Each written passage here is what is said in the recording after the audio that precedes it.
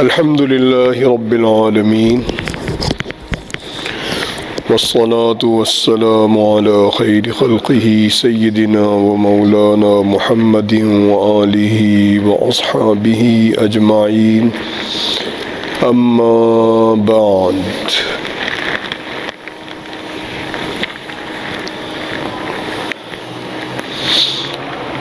قرآن پاک میں ایک آیت ہے جس کو کہا گیا کہ یہ سب سے امید افزا آیت ہے۔ کئی اہل علم کی مختلف آیات کے بارے میں مختلف آراء ہیں۔ ایک رائے میں یہ آیت ان ربک لذو مغفرۃ للناس علی ظلمہم، آپ کے پروردگار بہت مغفرت فرمانے والے ہیں لوگوں پر ان کے گناہوں کے باوجود۔ یہ 13ویں سپارے میں ان ربک لذو مغفرۃ للناس علی ظلمہم۔ صحابہ کرام میں ہی غالباً ابن عباس رضی اللہ عنہما کی رائے تھی کہ اس آیت میں سب سے زیادہ مغفرت کا وعدہ ہے، امید سب سے زیادہ ہے۔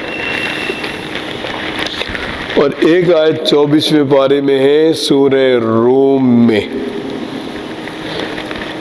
سورہ زمر میں، اور اس آیت کا نمبر ہے آیت نمبر 53۔ اس میں ہے کہ اے پیغمبر صلی اللہ علیہ وسلم، آپ یہ بتلا دیجئے میرے بندوں کو کہ اے میرے بندوں جنہوں نے اپنی جانوں پر ظلم کیا، یعنی گناہ کیے، لا تقنطوا من رحمت اللہ، اللہ تعالیٰ کی رحمت سے مایوس مت ہو۔ اللہ تعالیٰ تمام گناہوں کو بخش دیتے ہیں، اور اللہ ہی ہے جو مغفرت فرمانے والے ہیں اور مہربان ہیں۔ تو اس آیت میں بتایا کہ دعا کا، توبہ کا دروازہ بند نہیں ہے۔ کوئی بھی گناہ ہے، شرک ہے، کفر ہے، معاشرتی گناہ ہے، کسی بھی طرح کا کوئی گناہ، کوئی بددیانتی چیز ایسی نہیں ہے کہ جس پہ توبہ نہ ہو سکے۔ شرک سے آدمی توبہ کر لے، توبہ قبول ہو جاتی ہے۔ کسی بدی میں ہے، اس سے توبہ کر لے، توبہ قبول ہو جائے گی۔ اور توبہ کا جو دروازہ ہے وہ قیامت سے پہلے تک کھلا رہے گا، جب تک کہ سورج مغرب سے طلوع نہیں ہوتا۔ جب سورج مغرب سے طلوع ہوگا تو کل لوگ ایمان لے آئیں گے، لیکن ان کا ایمان قبول نہیں ہوگا۔ یوم یأتی بعض آیات ربک، جس دن پروردگار کی نشانیاں سامنے آئیں گی، لا ينفع نفسا ایمانها لم تکن آمنت من قبل، کسی کو بھی ایمان لانا فائدہ نہیں دے گا جو پہلے ایمان نہیں لایا۔ وہ کہ اب ایمان لاتا ہوں، نہیں، اب توبہ کا دروازہ بند ہو چکا، اب ایمان بالغیب نہیں رہا۔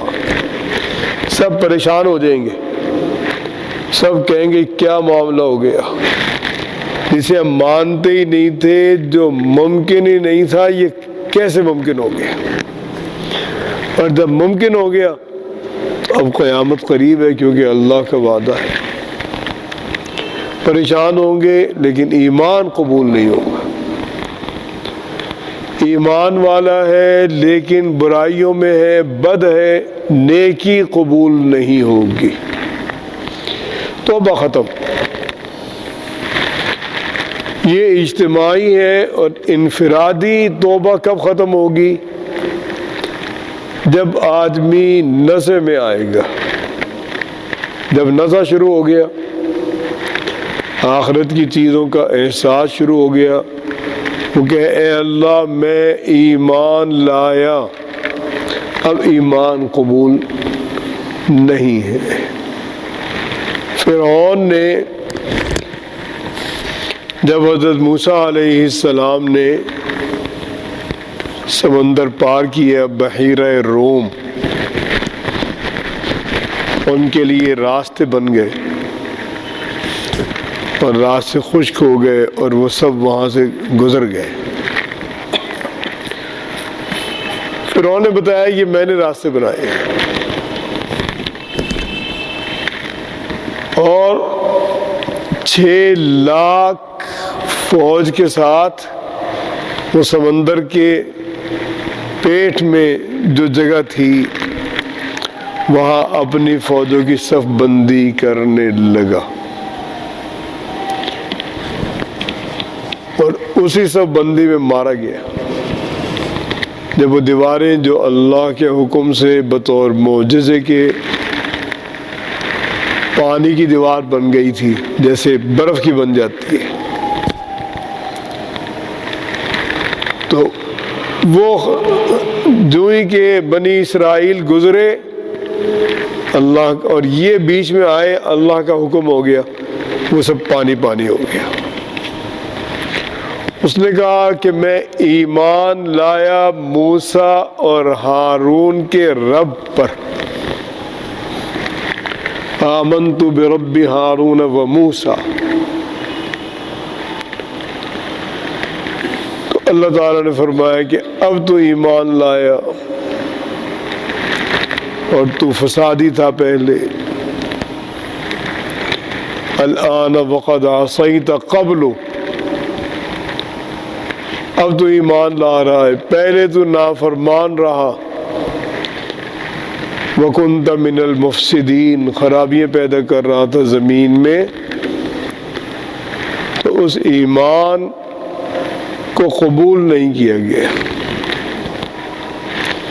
اور اللہ نے یہ بتا دیا کہ میں نے تیرے جسم کو پناہ دے دی، نجات دے دی، تاکہ اگلوں کے لیے تو عبرت رہے۔ تو اس کا جسم آج تک محفوظ ہے۔ سمندر میں نمکیات ہیں، سمندر کا پانی پینے کے لیے نہیں ہے، وہ نمکیات ہیں، نمکیات میں چیز تلف ہو جاتی ہے۔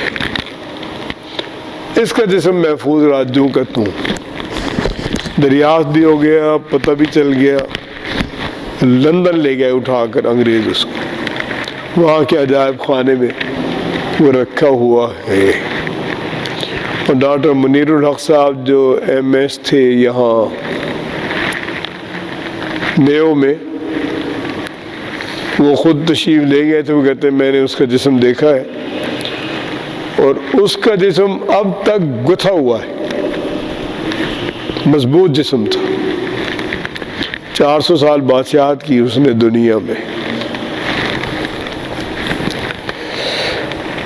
تو اللہ تعالیٰ نے بتلایا کہ جس نے بھی گناہ کیا مایوس مت ہو، اللہ تعالیٰ سے توبہ کرے، اللہ توبہ قبول فرما لیں گے، اور اپنے پروردگار کی طرف رجوع کرو۔ لوٹو، اپنے پروردگار کے سپرد کر دو اپنے آپ کو۔ حضرت ابراہیم علیہ السلام سے اللہ نے کہا اسلم، اپنے آپ کو اللہ کے سپرد کر دے۔ قال اسلمت لرب العالمین، میں نے اپنے آپ کو اللہ کے سپرد کر دیا۔ تو اپنے آپ کو سپرد کرو اس سے پہلے کہ تم پر عذاب آ جائے۔ پھر جب عذاب آئے گا اور تم عذاب دیکھ لو گے، پھر بھی تمہاری توبہ قبول نہیں ہوگی، مدد نہیں ہوگی۔ اور جو اللہ تعالیٰ نے احکام دیے اس پر، ان بہترین احکام پر بہترین طرح عمل کرو اس سے پہلے کہ تم پہ عذاب آئے یکا یک، تمہیں پتہ بھی نہ چلے۔ اور عذاب کا پتہ نہیں چلتا۔ حضرت مولانا آصف مدنی صاحب فرماتے تھے رحمت اللہ علیہ کہ حادثہ بتا کر نہیں ہوتا،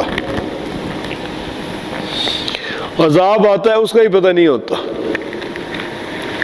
اب یہ 2008 میں اکتوبر میں جو زلزلہ آیا، زلزلہ آنے سے چند سیکنڈ پہلے کسی کے علم میں نہیں تھا کہ زلزلہ آئے گا، آ رہا ہے، اور خطرناک زلزلہ آیا۔ وہ چند سیکنڈ یا منٹ اور رہتا تو شہروں کے شہر برباد ہو جاتے۔ تو اس سے پہلے تم عمل کرو ان بہترین احکام پہ جو اللہ نے دیے کہ تمہیں اچانک یکا یک عذاب آ جائے۔ اللہ تعالیٰ نے بتایا کہ یہ سب احکام میں نے اس لیے تمہیں بتا دیے، امید بھی دلا دی، ترتیب بھی بتا دی۔ کامیابی کس میں ہے؟ اپنے آپ کو اللہ کے سپرد کر۔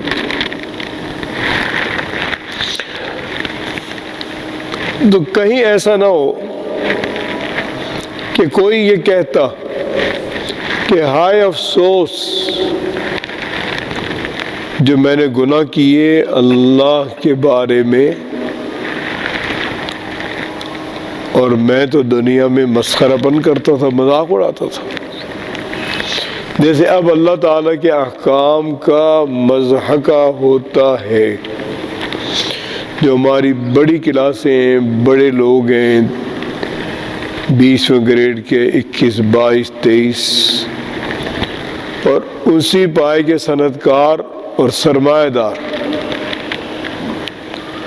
ان کے حالات ایسے ہیں کہ ہندوؤں کو تبلیغ آسان ہے، انہیں مشکل ہے۔ کیوں؟ وہ اللہ کے دین کا تمسخر کرتے ہیں۔ وہ دیکھتے ہی کہتے ہیں، داڑھی والے کہتے ہیں یہ کون مصیبت آ گئی، روانہ کرو جلدی، بھیجو اس کو، یہاں ضرورت نہیں اس کی۔ تو یہ سب چیزیں کیا ہیں؟ یہ مسخرہ پن ہے، مذاق کر رہے ہیں اور اپنا فلسفہ خود ہی کر رہے ہیں۔ اللہ کا حکم ہے، اللہ سے پوچھیں کیسے ہے، وہ کہتے ہیں نہیں بس یہ حکم ہے، جیسے مرضی پورا کرو۔ ایک آدمی ملا مجھے حرم میں، تو اس نے بوٹ پہنے ہوئے تھے، موزے بھی پہن رکھے تھے۔ تو میں نے اس سے پوچھا کہ آپ احرام میں ہیں؟ کہنے لگا ہاں میں احرام میں ہوں۔ آپ نے بوٹ بھی پہن رکھے ہیں، موزے بھی پہن رکھے ہیں، تو یہ ہوائی چپل لے لو، یہ پہن لیں۔ کہنے لگا یہ سب باتیں فضول ہیں، بس طواف کرو، حکم یہی ہے۔ اب خود ہی مفتی ہے، خود ہی عالم، خود ہی اپنی چاہت پہ چل رہا ہے، اللہ کے دین کا مذاق کر رہا ہے۔ کچھ لوگ کہیں کہیں ایسا نہ ہو کہ یہ لوگ کہیں کہ اگر اللہ مجھے ہدایت دیتے تو میں بڑا نیکوکار ہوتا. تو اللہ نے ہدایت کے راستے بتا دیے، ترتیب بتا دی. کیا نہ مانو، جو حکم ہے کرو. اور یہ جو تصور ہے کہ اگر ہم نے اللہ کے دین پہ عمل کیا تو ہم پیچھے رہ جائیں گے، یہ 1400 سال پرانی چیزیں ہیں، یہ قابل عمل نہیں ہیں. تو تجربہ یہ ہے کہ جب سے ان چیزوں کو چھوڑا تو پیچھے جا رہے ہیں، اتنا پیچھے جا رہے ہیں کہ اب ہم پکے غلام ہیں انگریزوں کے، بے دام غلام، بغیر اجرت کے غلامی قبول کر رکھی ہے. حضرت عمر رضی اللہ عنہ نے ایک موقع پہ فرمایا کہ یہ یاد رکھو کہ جس طرز سے پہلے لوگ ترقی کر رہے ہیں اسی سے بعد والے بھی ترقی کریں گے. اور جب حضرت امیر معاویہ رضی اللہ عنہ نے ان سے کہا کہ آپ یہاں پر اپنا لباس تبدیل کریں اور کچھ چیزیں بتائیں اور کہا کہ یہاں شاہ روم کے جاسوس ہیں، وہ آپ کو دیکھ کے کیا رپورٹ دیں، تو ایسا کریں ایسا کریں. انہوں نے کوئی بات نہیں مانی. وہ جب بیت المقدس کے لیے گئے ہیں تو اپنے غلام سے یہ طے تھا کہ تو سواری کرے گا، میں پیدل چلوں گا، اور میں سواری کروں گا تو تو پیدل چلے گا. تو جب بیت المقدس میں داخل ہونا تھا تو باری غلام کے بیٹھنے کی تھی، ان کی نکیر پکڑ کے چلانے کی تھی. یہ اسی حال میں بیت المقدس میں گئے جو کافروں کے پاس تھا، اور انہوں نے ان کو دیکھا اور چابیاں ان کو دے دی. انہوں نے کہا دی کہ ہماری کتابوں کے مطابق آپ ان علامات پہ پورے ہیں. اور اس وقت انہوں نے موزے تھے ان کے پاس، لگتا ہے چمڑے کے یا کوئی بڑے موزے ہوں گے، وہ کندھے پہ ڈالے ہوئے تھے. لیکن اللہ نے ہیبت کیا دی تھی، ایران انہوں نے تہس نہس کر دیا. شاہ ایران اور شاہ روم نے حضور اکرم صلی اللہ علیہ وآلہ وسلم کی کے دین کو، ان کی تحریک کو، ان کی مساعی کو، ان کے عروج کو کبھی نہیں مانا. وہ کہتے تھے کوئی مسئلہ نہیں، بدو ہے یہ 2-4 پلٹن بھیجیں گے، یہ سب ٹھیک ہو جائے. بعد تک بھی ایسا ہی رہا تا وقت کہ تبوک کا معرکہ ہوا. حضرت صلی اللہ علیہ وآلہ وسلم کی حیات میں، اور رومیوں کو پتہ چلا کہ نہیں، وہ معاملہ نہیں ہے، کہ یہ قابل ذکر ہی نہیں ہے، ان کے مقابلے کی ضرورت ہی نہیں ہے، یہ تو ویسے ہی ہمارے کارندے جا کے مار دیں گے ان کو. اور ان لوگوں میں اتنا حوصلہ تھا کہ صحابہ کرام نے ایک موقع پر جب یہ گفتگو ہو رہی تھی کہ ممکنہ طور پہ ایک طرف روم ہے، ایک طرف ایران ہے، اور یہ بڑی سپر پاورز ہیں، تو صحابہ کرام نے کہا کہ ہمیں ڈر کی ضرورت نہیں ہے. اب ہماری تعداد 600 ہے، کل 600 لوگ تھے، جو مرد 600 تھے. ان کا ہم 600 ہیں، یعنی دونوں سپر پاور کی مسئلہ کوئی نہیں. اللہ نے ان کو اتنا حوصلہ دے دیا. پھر حضرت عمر رضی اللہ عنہ نے ایران یعنی شاہ ایران کو ہمیشہ کے لیے ختم کر دیا. ان کی سلطنت ہی ختم. لڑائی انہوں نے بہت لڑی، کوئی شبہ نہیں، بہادری سے لڑی. اور ایران فتح ہونے کے بعد بھی لڑی، کیونکہ یہ شاہ ایران کی فوج کے کچھ لوگ تھے، 12,000 افراد، وہ اعلیٰ بدترین لوگ تھے اس کے، جیسے امریکہ کی CIA۔ حضرت عمر رضی اللہ عنہ نے ان کو دور رکھا مرکز سے، لیکن کوفے میں آباد کر دیا۔ انہوں نے کوفے میں حضرت عمر جیسے آدمی کو بے چین کر دیا، اس لیے کہ وہ ایسی صفائی کے ساتھ سازش کرتے تھے کہ خود نہیں آتے تھے سامنے۔ ان کا فن تھا، خود آئے بغیر سازش کرتے تھے، پریشان رکھتے تھے۔ تو یہ ایک کوئی شخص کہے کہ ہائے افسوس میں دنیا میں کچھ نہیں کر سکا اور میں تو مسخرہ پن کرتا رہا، اور ہائے افسوس اگر اللہ مجھے ہدایت دیتے تو میں نیکوکار ہوتا، متقی ہوتا۔ تو اللہ نے ہدایت دے دی اور ہدایت کی ساری چیزیں بتلا دی۔ اور ایسا بھی ہوگا کہ جب یہ لوگ آخرت میں عذاب دیکھیں گے تو یہ کہیں گے یا اللہ ایک موقع ہمیں دے دیں، ہم نیکی کریں گے، دوبارہ ایسا نہیں کریں گے۔ اللہ تعالیٰ فرمائیں گے کہ نہیں، بلکہ تمہارے پاس میرے احکام آ چکے، تم نے انہیں جھٹلایا، تم نے غرور کا راستہ اختیار کیا، تکبر کا راستہ اختیار کیا، اور تم نے کفر اختیار کر لیا۔ اور قیامت میں وہ لوگ جو اللہ پہ جھوٹ بولتے ہیں، اللہ نے ایک بات نہیں کہی، وہ کہتے ہیں اللہ نے کہی ہے، جھوٹ باندھتے ہیں۔ کفار مکہ کہتے تھے اللہ کا یہ حکم ہے ان بتوں کی پوجا کرو، کہ اللہ نے ہمیں ہدایت دی، ہمارے بڑوں نے ہمیں بتایا۔ اور جو واہیات چیزیں تھیں کہتے تھے اللہ کا حکم ہے۔ اللہ نے بتایا قل ان اللہ لا یأمر بالفحشاء، اللہ تعالی حد سے تجاوز والی جو تمہاری چیزیں ہیں ان کا حکم نہیں دیتے، بے حیائی کا حکم نہیں دیتے۔ تو اللہ تعالیٰ نے بتایا کہ تمہارے پاس، اللہ تعالیٰ انہیں فرمائیں گے کہ اے بندے تیرے پاس میرے احکام بھی آئے تھے، تو نے انہیں جھٹایا، تکبر بھی کیا، کفر اختیار کر لیا۔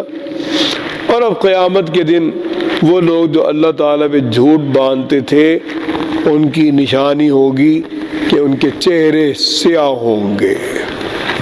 تر الذین کذبوا علی اللہ وجوہہم مسودہ۔ اور اللہ پہ جھوٹ باندھنا جیسے کافر کا جھوٹ باندھنا برا ہے، مسلمان کا جھوٹ باندھنا بھی برا ہے۔ حدیث باب میں آتا ہے کہ جس آدمی نے مجھ پہ جھوٹ بول دیا، یعنی حضور اکرم صلی اللہ علیہ وسلم پر کوئی بات لگا دی کہ یہ حدیث ہے، یہ آن جناب نے بتائی ہے، درا حال کہ آن جناب نے نہیں بتائی، تو اس آدمی کو یہ سمجھ لینا چاہیے کہ یہ اپنا ٹھکانہ جہنم کو بنا رہا ہے۔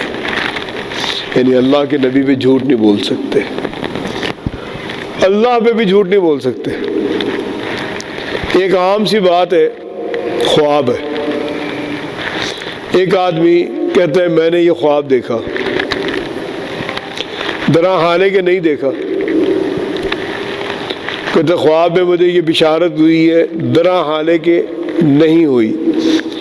یہ بھی اللہ پہ جھوٹ باندھنا ہے۔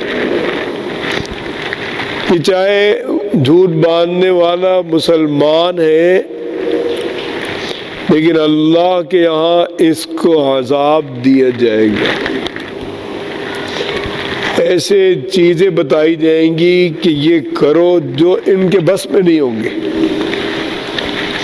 گندم کے یا جو کے 2 دانوں میں بتایا جائے گا کہ ان کو جوڑو، گرہ لگاؤ، وہ کوئی نہیں لگا سکتا، ان کی ساخت ایسی ہے کہ ان کو جوڑا بھی نہیں جا سکتا۔ تو اللہ تعالیٰ اس کو سزا دیں گے کہ تم یہ کام کرو، نہیں ہے فرشتوں سے کہیں گے عذاب دو ان کو. کیوں؟ یہ آدمی جب کہتے ہیں میں نے خواب دیکھا اور نہیں دیکھا، تو یہ دراصل اللہ پہ جھوٹ باندھ رہا کہ اللہ تعالیٰ نے مجھے یہ بتایا. اللہ نے بتایا ہی نہیں اس کو. تو اللہ تعالیٰ فرماتے ہیں کہ وہ لوگ جنہوں نے اللہ پہ جھوٹ باندھا، یہ جتنے کفار ہیں جو یہ باتیں کر رہے ہیں، ان کے چہرے آخرت میں سیاہ ہوں گے. اور اللہ تعالیٰ فرماتے ہیں کہ کیا جہنم میں ان مغرور لوگوں کے لیے جگہ نہیں ہے؟ جہنم بہت وسیع ہے. جب جہنم سے پوچھیں گے اللہ تعالیٰ حلم تلاتی،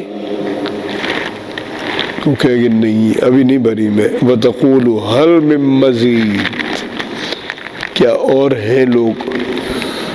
تو اللہ نے جہنم بھی بڑی بنائی، کیونکہ جو جہنم کی گہرائی ہے اس میں 70 برس تک اگر ایک وزنی چٹان کو پھینکا جائے اٹھا کر، تو اس کو اس کی گہرائی تک پہنچنے میں 70 برس لگیں گے. تو اللہ تعالیٰ نے عالم میں وسعتیں بتا کر یہ بتا دیا کہ یہ وسعتیں میں نے بنائی، وہ وسعتیں بھی میں نے بنائی. یہ تم مان رہے ہو، تمہیں نظر آ رہی ہیں، اور یہ اب نظر آنی شروع ہوئی اور اب لوگ مان رہے ہیں. اور وہ تمہاری نظروں سے اوجھل ہے، تم ان کا انکار کر رہے ہو. اللہ تعالیٰ فرماتے ہیں کہ جو لوگ نیکی اختیار کریں گے، تقوی اختیار کریں گے، یعنی گناہ سے بچیں گے، نیکی کریں گے، تو میں ان کو نجات دے دوں گا. ان کے نجات کی جگہ میں جہاں بھی یہ مشکل میں آئیں گے، اللہ راستہ نکال دیتے ہیں. لا يمسهم السوء ولا هم يحزنون، نہ ان کو کوئی برائی پہنچے گی، عذاب پہنچے گا، نہ یہ غمگین ہوں گے. اور اللہ تعالیٰ نے بتلایا کہ اللہ خالق کل شیء، اللہ تعالیٰ ہر چیز کو پیدا فرمانے والے ہیں. وَهُوَ عَلَى كُلِّ شَيْءٍ وَكِيلٌ، اور وہ ہر چیز کی کفالت فرما رہے ہیں، ہر چیز کی ذمہ داری اٹھا رکھی ہے.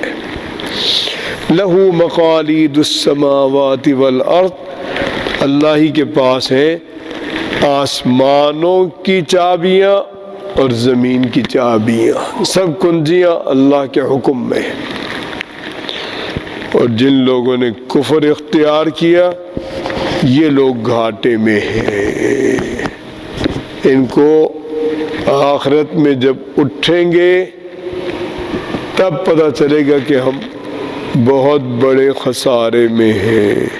مہطعین الی الداع، یہ سب لوگ دوڑ تیزی کے ساتھ میدان حشر کی طرف دوڑے ہوں گے.